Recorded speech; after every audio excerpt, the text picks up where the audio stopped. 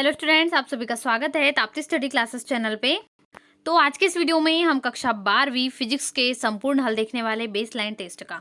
तो लोक शिक्षण संचालनालय द्वारा जो जारी किया है बेसलाइन टेस्ट 2021 के लिए कक्षा 12वीं 12th फिजिक्स के संपूर्ण हल यहाँ पर हम देखने वाले हैं। तो सबसे पहले चैनल को सब्सक्राइब कर लीजिए, साथ ही वीडियो को लाइक कर दीजिए और आपके साथ में कक्षा 12वीं के जितने भी विद्यार्थी हैं सभी को फ्रेंड सर्कल ग्रुप में, व्हाट्सएप ग्रुप में वीडियो को जरूर शेयर करें। बेसलाइन टेस्ट साथ ही चैनल को सब्सक्राइब कर लीजिए यदि आपने अभी तक चैनल को सब्सक्राइब नहीं किया तो जो 12th फिजिक्स है इसका हम देख रहे हैं। इसके पहले मैंने जो है 12th केमिस्ट्री का बेसलाइन टेस्ट है वो पूरा कंप्लीट सॉल्यूशन यहाँ पर आपको प्रोवाइड करा दी। यदि आपने वीडियो नहीं देखी है तो डिस्क्रिप्शन में लिंक है। 12th केमिस्ट्री का जो है आप कंप्लीट कर सकते हैं। पूरे 1 से लेकर 40 तक के जितने भी क्वेश्चन थे आपके केमिस्ट्री के वो मैंने कंप्लीट करवा दिए हैं और इसके साथ ही 10th के वीडियोज वहाँ पर मैंने प्रोवाइड करे और 9th के भी। तो सारे क्लासेस के आप देख सकते हैं। आपके जो भाई बहन हैं उनको भी जरूर शेयर करें। चलिए क्वेश्चन नंबर फर्स्ट है, हम स्टार्ट करेंगे। हम दर्पणों की पहचान कर सकते हैं। तो हम दर्पणों की पहचान कैसे कर सकते हैं आपको बताना है। तो 4 ऑप्शन भी दिए गए, 4 ऑप्शंस को आप क्लियर कर सकते हैं। लेकिन ये क्या है, हम इसकी पहचान सबसे अच्छा प्रतिबिंब से करते हैं। यानी जो दर्पण होता है प्रतिबिंब के सहारे होता है। जैसे हम दर्पण में हम जो अपना प्रतिबिंब देखते हैं वो सारी चीजें उसमें मिलती है।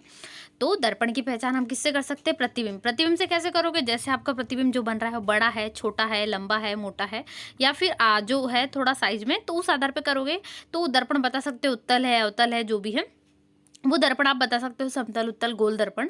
तो ये सारी पहचान किससे होगी? प्रतिबिंब से। तो ऑप्शन कौन सा है? ऑप्शन नंबर बी आपका राइट आंसर। तो लिख लीजिए क्वेश्चन नंबर फर्स्ट का बी, आपको अच्छे से नोट करना है।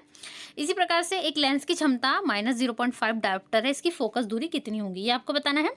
तो इसकी फोकस दूरी कितनी होगी? 0.5 है, तो जब आप इसको फॉर्मूला यूज करना पड़ेगा वैसे आपको इसमें फोकस दूरी का एफ का।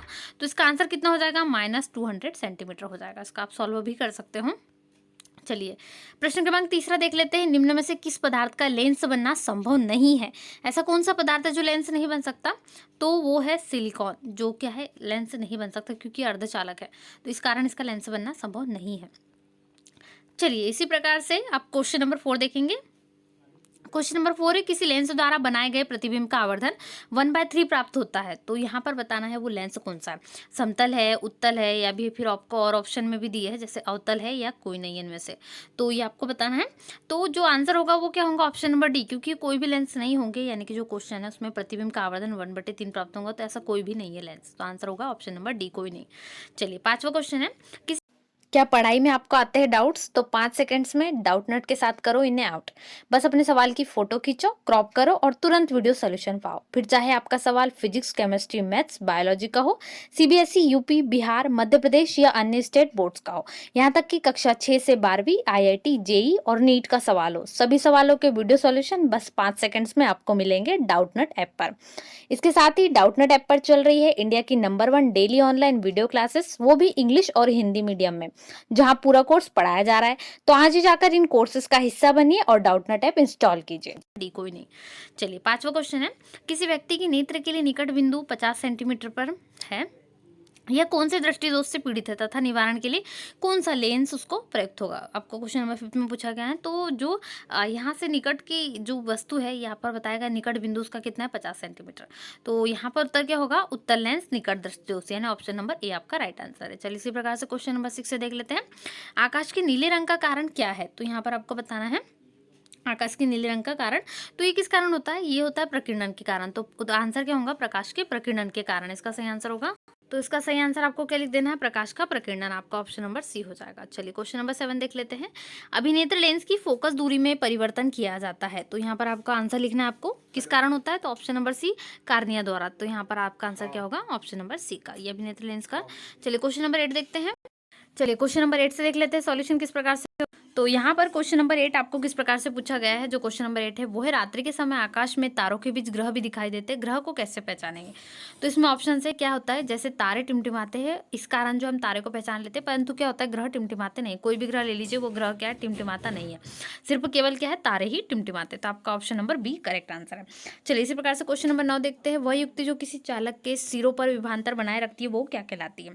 तो इसका आंसर क्या होगा? विद्युत सेल की जो परिभाषा ये है यही है बिल्कुल जो युक्ति है वो विभवांतर को बनाए रखती है। तो ऑप्शन नंबर बी क्या लगाएंगे आप, विद्युत सेल, इलेक्ट्रिक सेल्स यहाँ पर आ जाएगी। चलिए क्वेश्चन नंबर 10 देखेंगे हम। यहाँ पर आपको लिखना है कि किसी जो है तार को खींचकर 3 गुना लंबा कर दिया जाता है। एक तार है उसको 3 गुना क्या कर रहे हैं हम, लंबा कर रहे हैं। 3 गुना हमने लंबा कर दिया, इसका प्रतिरोध प्रारंभ की तुलना में कितना हो जाएगा। देखिए प्रतिरोध जो होता है इसका कितना होता है, 3 गुना पहले से होता है, और हम और 3 गुना कर रहे हैं मतलब कितना, 9 गुना हो जाएगा। तो आंसर यदि 9 गुना ऑप्शन में है तो बिल्कुल सी नंबर का ऑप्शन जो है वो 9 गुना यहाँ पर हमें ऑप्शन में दिख रहा है, तो मतलब हमारा आंसर सी करेक्ट है। चलिए क्वेश्चन नंबर 11 देखेंगे। 12 वोल्ट विभवांतर के दो बिंदुओं के मध्य दो जो है यहाँ पर कुलाम आवेश को ले जाने में कितना कार्य करना होगा। सी जो है वो कुलाम है और बी यहाँ पर विभवांतर वोल्ट यहाँ पर जो है वो है। तो चलिए देख लेते हैं कितना आंसर आ जाएगा आपका, इसको सॉल्व करना पड़ेगा आपको। तो जो आंसर आपका आ जाएगा वो आ जाएगा 24 जूल। तो यहाँ पर आपका फर्स्ट नंबर का ही ऑप्शन है, 24 जूल कार्य आ जाएगा। कार्य का सूत्र लगा देंगे तो आपका फॉर्मूला निकल जाएगा। चलिए इसी प्रकार से क्वेश्चन नंबर 12 है। 2 ओम, 3 ओम और 6 ओम के 3 प्रतिरोध आपके पास है। आप निम्न में से कितना परिणामी प्रतिरोध इनसे प्राप्त करोगे यदि किसी भी प्रकार के संयोजन एवं कितने भी प्रतिरोध प्रयुक्त करने की छूट हो। तो इसको आपको सॉल्व करना पड़ेगा। 5 ओम में जो है आ जाएगा। ये आपके जो पिछली क्लासेस हैं उन्हीं से संबंधित प्रश्न पूछे गए, सारे के सारे क्वेश्चंस वहीं से है। आंसर कितना आ जाएगा, 5 ओम आ जाएगा। इसका सही उत्तर 5 ओम। चलिए इसी प्रकार से प्रश्न क्रमांक 13 देखेंगे। विद्युत धारा को यांत्रिक ऊर्जा में बदलने वाली युक्ति कहलाती है। कौन सी युक्ति होती है, विद्युत मोटर जो क्या करती है, विद्युत धारा को यांत्रिक ऊर्जा में बदलती है। याद रखिए जब भी यांत्रिक ऊर्जा में बदलने की बात की जाए तो यहाँ पर हमेशा क्या आता है, विद्युत मोटर का आपने चित्र भी बनाया होगा।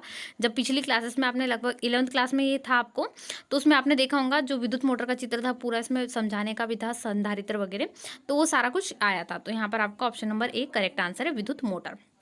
चलिए क्वेश्चन नंबर 14 है।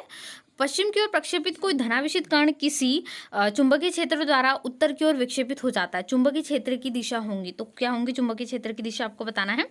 तो यहाँ पर ऊपरी मुखी मतलब जो ऊपर की ओर है चुंबकीय क्षेत्र की दिशा वो होगी। तो यहाँ पर आपका ऑप्शन नंबर क्या है, डी, ऊपरी मुखी सही आंसर है। चलिए क्वेश्चन नंबर 15 देखते हैं। तांबे की तार की एक आयताकार कुंडली किसी चुंबकीय क्षेत्र में घूर्णी गति कर रही है। इस कुंडली में प्रेरित धारा की दिशा में कितने परिभ्रमण के बाद परिवर्तन होता है, आपको उत्तर बताना है। तो कब होता है, जब एक परिभ्रमण यानी कि एक पूरा जो राउंड सर्कलर होता है वो उसके परिभ्रमण के बाद जो आयताकार कुंडली है उसमें क्या होता है, एक पूरा परिभ्रमण एक परिवर्तन होगा, उसके बाद जो होंगी घूर्णी गति जो कर रही है धारा वो यहाँ पर प्रेरित हो जाएगी। तो यहाँ पर आंसर नंबर आपका बी, ऑप्शन नंबर बी है 1। चलिए क्वेश्चन नंबर 16 है। किसी कुंडली के पास एक अन्य कुंडली रखी है, एक कुंडली है उसके पास क्या रखी हुई है, एक अन्य कुंडली रखी हुई। तो जो कुंडली है उसके पास में है तो धारा का मान बढ़ाया जा सके या धारा की दिशा, इसमें किस प्रकार का सिस्टम संयोजित है बताना है। पहला तो है धारा का मान, दूसरा धारा की दिशा, और इसी प्रकार से ऑप्शन देख लेते हैं क्या क्या ऑप्शन हमें दिए गए हैं। तो जो ऑप्शन है उसमें उत्क्रमित किया जाए धारा को, ये बता रहे हैं, या धारा को एक समान या प्रभावित किया जाए या प्रभाव बंद किया जाए। 5 रखी दूसरी कुंडली से संयोजित गैल्वेनोमीटर में कब विक्षेप हो सकता है। इतने सारे हमें कुंडली में 3-4 ऑप्शन दिए हुए, तो ऐसा कब हो सकता है यहाँ पर आपको ये क्वेश्चन में बताना है।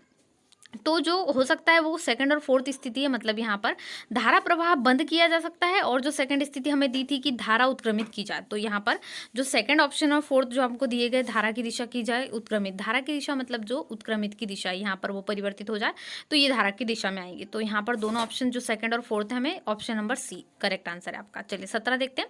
ऊर्जा का अनवीनीकृत स्रोत है, मतलब जो बहुत पुराना है, नया नहीं है, वो कौन सा स्रोत है आपको बताना ऑप्शन। तो यहाँ पर जीवाश्म ईंधन है, सौर ऊर्जा, ज्वारी ऊर्जा। तो सौर ऊर्जा जो है वो अनवीनीकृत है, मतलब बहुत पहले से हम जानते नहीं कब से, जब से सभी का जन्म हुआ सब जानते हैं सूर्य है, परंतु हम कब इसका विस्तार हुआ ये कोई नहीं जानता, इसी कारण जो है सौर ऊर्जा इसका राइट आंसर है। चलिए आगे और प्रश्न के उत्तर देखेंगे। प्रश्न क्रमांक 18। जितने भी ऊर्जा स्रोत हम उपयोग में लाते हैं उनमें से अधिकांश सौर ऊर्जा को निरूपित करते हैं।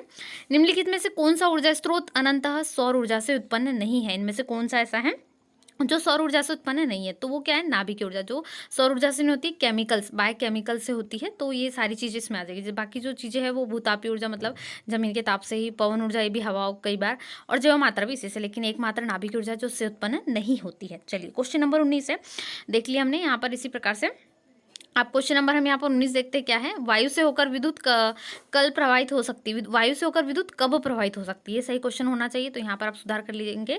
तो क्वेश्चन को समझते हुए चलिए, क्योंकि यहाँ पर आपको बेसलाइन टेस्ट जो इसका स्कूल में आपके होने वाले सारे के सारे क्वेश्चन आंसर मैं आपको कंप्लीट करवाऊंगी, लेकिन उसके लिए आपको भी सीखना होगा, आपको अच्छे से याद करना हो, ताकि स्कूल में यदि आपको बेसलाइन टेस्ट से संबंधित क्वेश्चन पूछे जाते हैं तो कोई भी क्वेश्चन आपके छूटे ना, सारे के सारे नंबर जो है आपको पूरे मिल जाए। सबसे पहले आपको चैनल को सब्सक्राइब भी करना है, क्योंकि सभी विषयों के बेसलाइन टेस्ट के प्रश्न प्रश्नों के उत्तर के लिए चैनल को यदि सब्सक्राइब करेंगे तो आपको सारे प्रश्नों के उत्तर बहुत अच्छे से मिल जाएंगे। साथ ही वीडियो को लाइक भी कर दीजिए और आपके साथ में जितने भी फ्रेंड सर्कल है, व्हाट्सएप ग्रुप, उन सभी को वीडियो को शेयर करने जरूर बोलिए। चलिए देख लेते हैं। तो ये कब प्रभावित हो सकती है? जब क्या हो, जब वायु में जलवाष्प अधिक हो। तो क्या हो जाएगा आपका आंसर? जब वायु में जलवाष्प अधिक हो तब ये जो है वायु से होकर विद्युत प्रवाहित हो सकती है। वैसे तो वायु से होकर विद्युत प्रवाहित होने में जो है थोड़ा ये लगता है टाइम, बट यदि जलवाष्प है तो थोड़ा जल्दी जो होता है करंट फैल जाता है। चलिए आगे देखते हैं। क्वेश्चन नंबर 20 है, न्यूट्रॉन का द्रव्यमान होता है। जो न्यूट्रॉन है वो कैसा होता है? उदासीन कण होता है, परंतु उसका द्रव्यमान जो होता है किसके तुल्य होता है, किसके बराबर होता है? प्रोटॉन के।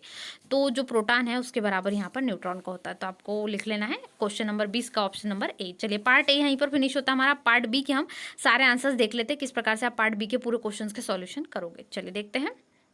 यहाँ पर संख्याएं दी गई है, इसमें सार्थक अंकों की संख्या पूछी। ये तो आपके 12th में भी था और 11th में भी था, दोनों ही क्लासेस में था। तो इसमें आपको बताना है कितनी होंगी संख्या। तो ये यदि आप सार्थक अंकों की संख्या निकालते हो तो इसमें कितनी निकल रही, जैसे दशमलव के बाद के।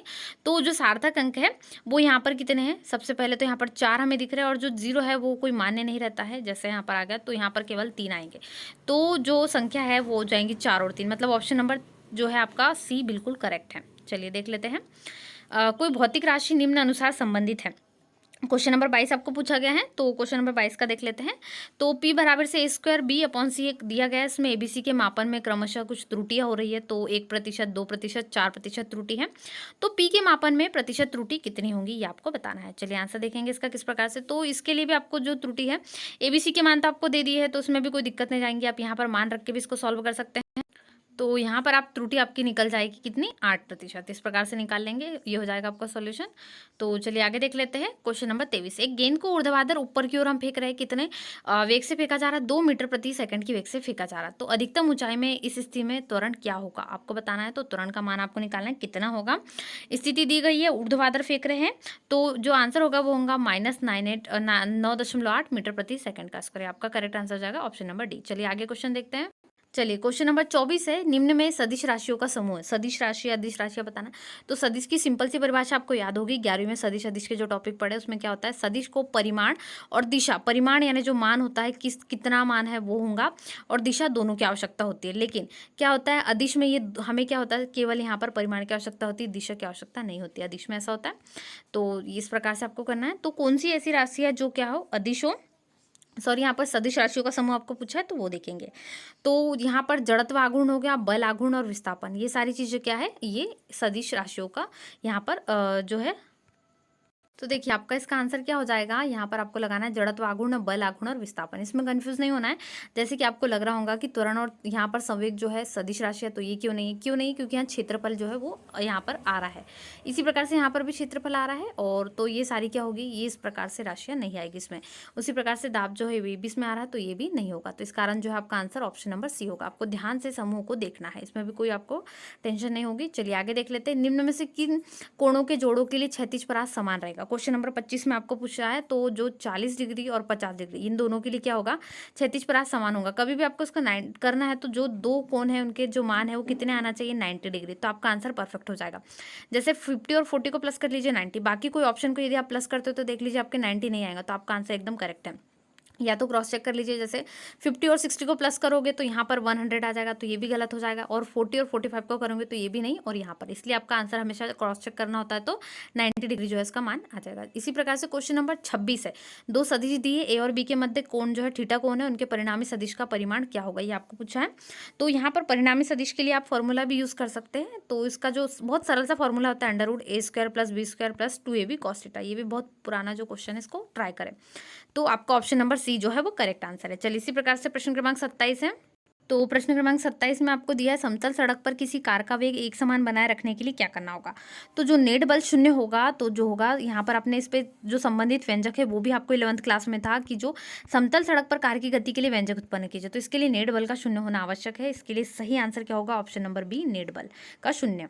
चलिए इसी प्रकार से 28 है, बाह्य बल की उपस्थिति में किसी निकाय का संवेग कैसा रहता है। तो क्या होता है, बाह्य बल की जो उपस्थिति उसमें इनमें से कोई नहीं आएगा, क्योंकि जो संवेग है वो डिफरेंट होता है। तो इसमें से आपके ऑप्शन क्या होंगे, उपरोक्त में से कोई नहीं, क्योंकि बल की दिशा में कम नहीं होता और ना ही बढ़ता है। तो ये आपके ऑप्शन नहीं है।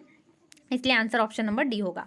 चलिए 29 नंबर का क्वेश्चन हम देखेंगे, तो जल्दी से चैनल को सब्सक्राइब कर दीजिए। जितने भी स्टूडेंट नए हैं और उन्होंने अभी तक चैनल सब्सक्राइब नहीं करा है तो चैनल को जरूर सब्सक्राइब करें। 1 किलोग्राम के पत्थर को 1 मीटर लंबे धागे से बांध दिया, उसको क्षैतिज तल में हमने फेंका, यानी कि जो क्षैतिज है उस प्रकार से, तो 1 मीटर के प्रति सेकंड के एक समान रेखीय वेग से वो गया। तो इसमें वृत्तीय मार्ग में घुमाया जाता है, धागे में कितना तनाव उत्पन्न होगा, यानी यहाँ पर आपको तनाव के प्रेशर का जो है वो बताना है। तो यहाँ पर आपका आंसर कितना होगा, 1 न्यूटन। यहाँ पर इस प्रकार से हो जाएगा। चलिए आगे देखेंगे, अप्रत्याशित संगठन में संरक्षित रहता है, क्या रहता है अप्रत्याशित संगठन में संगठित, वो आपको बताना है। तो आपका आंसर क्या होगा, संवेग जो है वो संरक्षित रहता है। ये इस पर जो है व्यंजक भी उत्पन्न होता है कि अप्रत्याशित संगठन में जो संवेग है वो संरक्षित रहता है, इसके लिए व्यंजक उत्पन्न कीजिए। ये भी क्वेश्चन मोस्ट टाइम पूछा जाता है, तो ये भी इंपॉर्टेंट है। अब यहाँ पे सिर्फ आपको एमसीक्यू क्वेश्चन करना है, तो उन पे हम ध्यान देते हैं। चलिए 31 नंबर का क्वेश्चन देखते हैं।